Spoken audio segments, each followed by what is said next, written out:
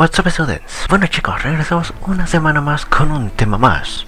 Obviamente, el día de hoy iniciaré con una serie que empecé hace mucho, bueno no hace tanto, bueno sí, acerca de las civilizaciones antiguas, donde iba a hablar de todas, o por lo menos intentar, las civilizaciones que han existido. Y como dije, iba a hacer este tipo de videos mensualmente, y como el último lo subí hace 3 meses, pues llegó un video más donde vamos a hablar de otra civilización antigua. Y esta semana le toca al glorioso egipcio. Comencemos.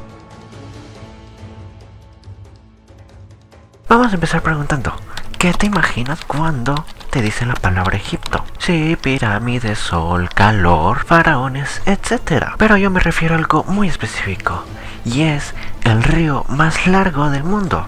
Sí, el Amazonas, no, el Nilo. Obviamente nos referimos al Nilo cuando hablamos de Egipto. Y bueno, pues sí, el Nilo es súper emblemático cuando hablamos del desierto y más del famoso Egipto. Bueno, ahora sí, imagínate, cierra tus ojos, que hace mucho tiempo este río Nilo no existía, ya que si de por sí las temperaturas son muy extremas ahorita en Egipto, imagínate hace más de 30.000 años que era aún peor, era insoportable. Fue hace unos 8.000 o 9.000 años cuando el clima empezó a cambiar y trajo abundantes lluvias a esa zona del Sahara, y es así como se creó el famoso río Nilo que tenemos hoy en día. Obviamente aún así el clima de allá sigue siendo extremoso, pero bueno, ya era habitable. Bueno, ya era habitable y ya llegamos con la parte en cuando se empieza a habitar la zona de Egipto. Había algo que hizo que la gente quisiera establecerse cerca del río, y es que cuando llovía en excedente y ese río se desbordaba, pues se inundaba todo.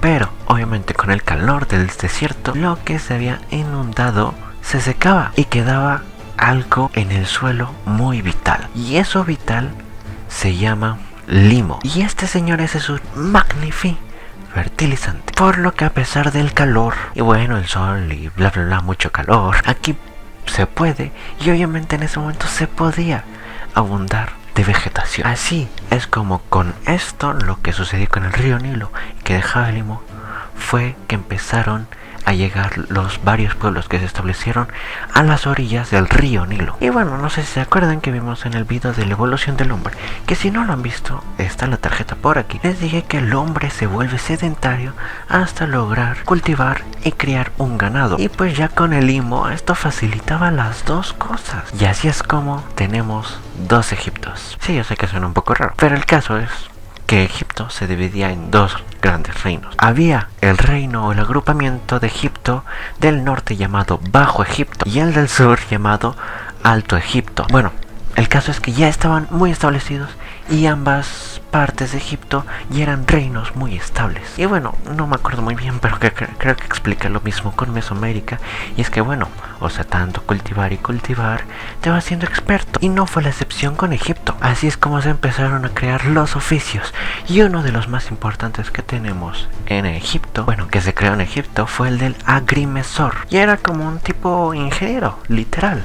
Su función era utilizar las matemáticas, cálculos, etc. para crear máquinas o canales que sirvieran y facilitaran aún más la agricultura. Entre estas invenciones tenemos una de un nombre un tanto peculiar: Shaduf. Gracias. No, casi se llama la máquina Shaduf. Sí, soy un payaso. Sí, Shaduf era un sistema de riego muy moderno para en su época, que bueno, como estamos viendo en la pantalla, era un sistema pues que permitía el trasvase de agua más fácil. Y bueno, aparte, estos agrimensores también fueron los primeros en empezar a utilizar lo que hoy conocemos como aritmética para crear grandes construcciones y monumentos. Señores, pasemos a un siguiente punto de Egipto, y es que como dije en el video de Mesopotamia, que ya lo mencioné otra vez, bueno, el caso está aquí, recuerden, aquí. Y es que bueno, como dije, que cuando te falta algo y te sobra algo, hay algo súper sencillo que puedes hacer, que es el trueque, sinónimo comercio. Y hay que decir que los egipcios aquí se vieron muy afortunados. ¿Por qué? Porque bueno, como dije, el río Nilo es súper largote, el río más largo del mundo, y obviamente no solo se tenía que aprovechar para hacer plantaciones, sino para otros aspectos. Como en este caso, si tenías un barco a la mano, bueno, no literal, bueno, si disponías con un pequeño bote, podías navegar todo el río Nilo e ir comercializando tus productos. Vaya, el río Nilo era una autopista gigantesca. Es así como los pueblos comercializaban entre sí. Si no hay guerras, no hay felicidad. O bueno, eso hacían parecer antes. Es obvio que iban a haber unas cuantas disputas y guerras en esta civilización, como cualquier otra, que no se entiende y que tiene una mente cerrada, mediocre, como la nuestra. Y por el año 3300 antes de nuestra era, debido al constante crecimiento del poderío de Egipto y bla bla bla bla bla, de cash, de dineros, de riquezas, pues había una necesidad de consumir más. Recuerden, el humano jamás va a estar conforme con lo que tiene, por lo que el rey Menes decidió invadir y unificar a los dos Egiptos. No estoy recortando, estoy juntando. Continuamos. El Alto y el Bajo Egipto se vuelven uno. Y entonces aquí es cuando se convierte verdaderamente un imperio grande el Egipto. Y desde aquí se empieza a utilizar el término faraón para los reyes de Egipto. Y bueno, con tanto poder y tanta riqueza, era obvio que ya otros pueblos lo estaban buscando aún más para invadirlo. Y claro, sí surgieron invasiones, pero vaya, el Egipto era un gran imperio y no pudieron con él, por lo menos 3000 años. Jamás se pudo invadir en ese tiempo. Sigamos con la sociedad. Y bueno, vamos a ver ahora las clases sociales. Y es que los egipcios estaban tan obsesionados con las pirámides que sus clases sociales fueron una pirámide. O bueno, se acomodaron en una pirámide. Como estamos viendo ahorita en la pantalla, la clase más alta es el faraón, porque era, vaya, lo máximo. Era prácticamente un dios más de la religión egipcia. Los siguientes en la pirámide eran los sacerdotes. Su función era servirles a los dioses de cada templo, ponerles una ofrenda y darles un servicio muy VIP. Ya me imagino al sacerdote dándole ahí de comer una estatua, lavándole los pies, puliéndole las uñas. Hubiera estado chido ver eso. La siguiente clase social eran los escribas. Y no sé si sepan, pero tenían una función increíble: la de escribir. Ok, hay que entenderlos. La verdad es que antes solo unos pocos privilegiados aprendían a escribir como tal. Y vaya que las funciones de los escribas eran súper solicitadas por cualquiera, hasta por el mismo faraón. El siguiente en la pirámide es el ejército. Que bueno, su función es algo muy obvio, como se ha estado viendo en las anteriores civilizaciones. Uy, como si hubiera hecho ya muchos episodios. Bueno, sí, el de defender al pueblo de Egipto en un principio, porque ya después que era un imperio poderoso y ya se defendía prácticamente solo, adivinen, empezaron a invadir los otros pueblos, como los territorios de Palestina, Nubia y Siria. Ojo, que el ejército, por más obvio que parezca, pues sí combatían, pero tenían otras actividades. ¿Como cuáles? Bueno, se cree que cuando el ejército no tenía ninguna guerra que ir, ni entrenar, vaya, nada que hacer, ellos movían o ayudaban a mover las piedrotas de las pirámides. Vaya, el ejército debería haber estado súper ponchado. Obviamente la mayor parte fue por los esclavos, ¿no? Pero se dice que el ejército también ayudaba cuando no tenía nada que hacer. En el penúltimo escalón se encuentran los comerciantes, campesinos, artesanos. Vaya, el pueblo mero. Y como no, hasta abajo los esclavos, prisioneros de las guerras, los que se rompían la espalda por construir las pirámides. No, la verdad no creo que hayan sido extraterrestres, si me lo preguntan a mí. Pasemos a otro punto muy importante de la civilización, y es que hay que repetir este punto en todas las civilizaciones. Yo creo que ya hasta se van a cansar de mí que se los ande diciendo uno tras otro. Pero no se puede llamar a una civilización si no hay escritura. Ah, bueno, pero yo creo que en este punto de la escritura en Egipto no hay mucho problema, ¿verdad? Todos sabemos, conocemos y hemos oído hablar de los famosos jeroglíficos. Estos eran dibujos o símbolos y cada uno tenía un significado diferente. Y hasta ahora se tienen registrados alrededor de 700 símbolos diferentes que se utilizaban en la escritura de Egipto. Ya veo por qué clamaban tanto a los escribas. Pasemos a otro increíble punto de los egipcios: la arquitectura, las famosas pirámides, las estatuas gigantescas. Solo diré que cuando se habla de la arquitectura de egipcio, a todos, absolutamente a todos, les explota la cabeza. De verdad, nadie sabe a día de hoy, a ciencia cierta, obviamente hay teorías, pero nadie sabe en realidad cómo se construyeron tales pirámides. O sea, les digo, se han hecho teorías hasta con extraterrestres, que tienen una perfección, inclinación, acomodo de material, todo. Solo se sabe que en esas pirámides o esculturas, sobre todo las esculturas, se construían en base a la grandeza y ego he de mencionar del faraón. Y bueno, regresando a las pirámides, también es una cuestión un poco cuestionable. Ok, a veces no se habla. Ya que, bueno, en estas se han encontrado cuartos secretos, escritura, bueno, los jeroglíficos, rampas, etcétera, etcétera, etcétera. Pero bueno, así como tal no se sabe por qué tantas de estas cosas. Obviamente, pues ahí se guardaban los faraones y debían tener seguridad, pero yo creo que exageraban un poquito, ¿no? Y bueno, como dije, aquí se guardaban los sarcófagos de los faraones o gente más importante. No cualquiera tenía el derecho de morir entre riquezas. Sigamos con la religión.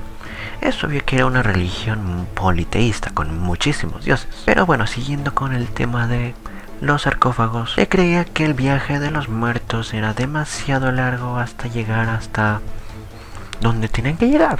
El cielo de los egipcios, supongo, donde al final se encontraba un dios llamado Osiris. Y bueno, los sarcófagos se llenaban de riquezas y todo esto, ¿no? Bueno, al final se creía que este camino, como dije, era largo, e incluso tenían que llegar con Osiris y brindarles ofrenda, muertos. Entonces, para que no se murieran de hambre, los muertos se les llenaba de comida y riquezas. Por eso les digo que cuando hablamos de los egipcios, a cualquiera le explota la cabeza.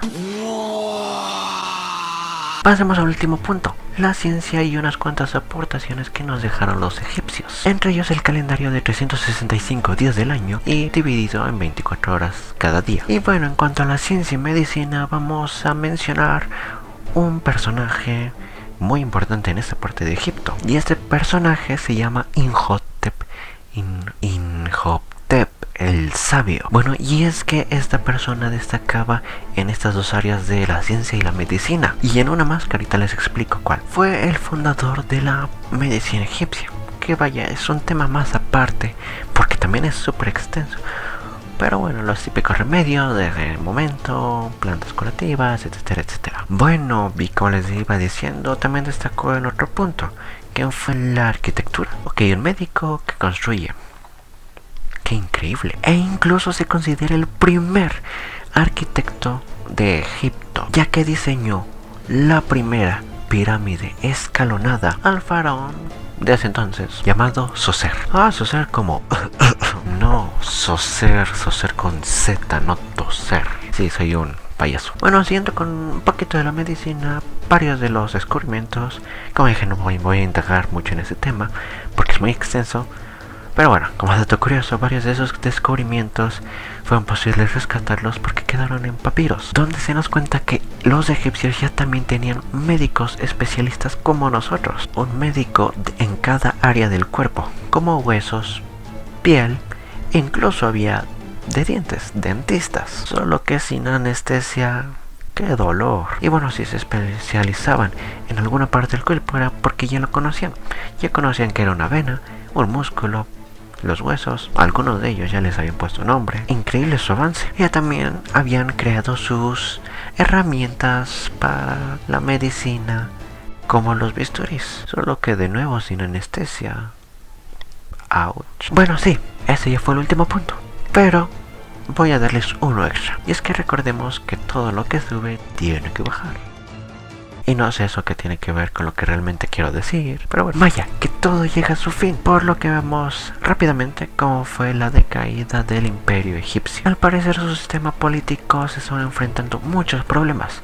El faraón o los faraones que estaban gobernando y los funcionarios públicos, o vaya, parte del gobierno, no se podían poner de acuerdo para muchas cosas. Siempre había peleas o riñas internamente en el gobierno, y obviamente varios extranjeros iban a aprovechar la situación para visitarles a los egipcios y luego invadirlos. Entre estos pueblos estaban los persas, después los macedonios y finalmente el detonador del decaimiento de este gran imperio fueron los propios romanos, otro gran imperio. Y aquí es donde se dio el amor imposible de Marco Antonio y Cleopatra, que metió la pata, que fue la última faraona de Egipto. No, de verdad, esa historia de amor es súper trágica.